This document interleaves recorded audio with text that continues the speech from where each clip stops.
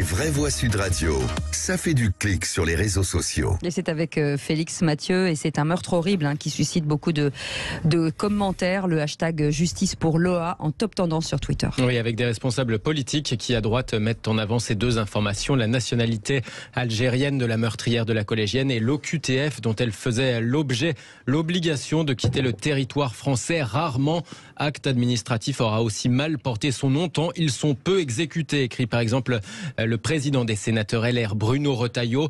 De janvier à juillet 2021, 7731 OQTF vers l'Algérie ont été prononcées, écrit-il. 22 expulsions ont effectivement eu lieu, ce qui représente 0,2%. Un message de Bruno Retailleau accompagné du hashtag Lola. Un sigle OQTF au cœur des controverses aujourd'hui après ce drame, au point de se retrouver lui aussi dans les expressions en tendance sur le réseau social.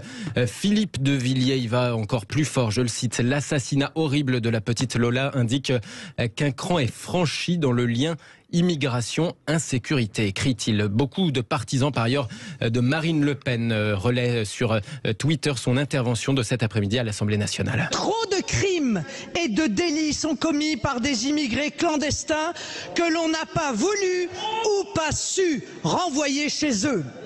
Le préfet l'Allemand l'écrit lui-même dans son livre. Un délit sur deux à Paris, dit-il, est commis par un étranger, souvent en situation irrégulière.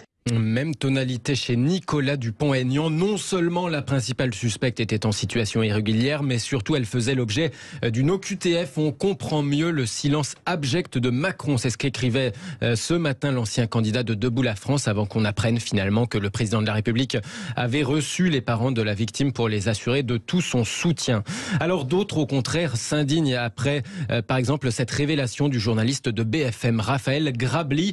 Comment Reconquête veut surfer sur le meurtre de Lola, écrit-il, message accompagné d'une capture d'écran sur laquelle on voit le nom de domaine justicepourlola.fr déposé hier par l'association Les Amis d'Éric Zemmour, tout comme l'adresse manifpourlola.fr également déposée par cette association des Amis d'Éric Zemmour. Il y a aussi cet appel à manifester partagé par des cadres du parti Reconquête pour inciter les internautes à leur laisser leur nom, leur prénom et leur adresse. Une posture qui pousse d'autres internautes à s'indigner au contraire de voir des politiques s'intéresser à des crimes uniquement lorsque l'auteur est de nationalité étrangère. France Fanon, par exemple, partage la photo d'un tristement célèbre criminel pédophile français en faisant semblant de se demander si lui serait un meilleur criminel.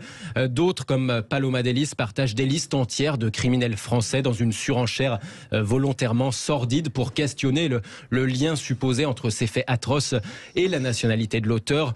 Un autre partage la vidéo d'un personnage de série en train de pianoter sur un ordinateur en mâchonnant un chewing-gum, l'air nonchalant, image accompagnée de cette légende. Damien Rieu, Julien Audoul, Éric Zemmour qui cherchent les origines des suspects à chaque meurtre pour voir si ça les intéresse ou pas. Philippe Bilger, une réaction ? Non, je veux dire, il est inévitable devant une telle horreur que il y ait des périphéries scandaleuses d'un côté ou de l'autre. On ne peut pas s'arrêter comme on l'a fait nous tout à l'heure aux données incontestables, horribles et sans vouloir exploiter d'une manière parfois trop vulgaire et indécente tout ce qu'on pourrait dire. Françoise de Gaulle. J'ai noté aujourd'hui quelque chose que je n'avais pas vu depuis longtemps à l'Assemblée nationale, puisque nous regardions l'Assemblée nationale, on a regardé les questions au gouvernement avec 2 questions en rafale. J'ai noté que tous les bancs se lèvent pour soutenir Éric Dupond-Moretti, et tous les bancs, bien sûr de la majorité le relative, mais toute la gauche s'est levée, avec en soutien du gouvernement. Donc on a retrouvé cet après-midi, et je trouve ça désolant d'une certaine manière. On a retrouvé le clivage, si vous voulez, d'une présidentielle, mais je trouve que tout ce qui est abrasif est détestable, et je crois qu'il faut laisser retomber le précipité. Je pense quand même à la douleur des parents. Je pense aussi, et j'ai pas envie, mais c'est vertigineux à ce qu'a ressenti Lola. Voilà, ça me fait mal. Oui, non, vraiment, enfin, c'est vrai qu'on a quand même une classe politique qui touche le fond en France depuis longtemps, et là, ce qu'on vient d'entendre avec Félix Mathieu en est hélas une preuve supplémentaire. Il n'y a aucune dignité chez ces gens-là, ils ne reculent devant rien pour récupérer des voix. C'est effectivement assez nauséeux.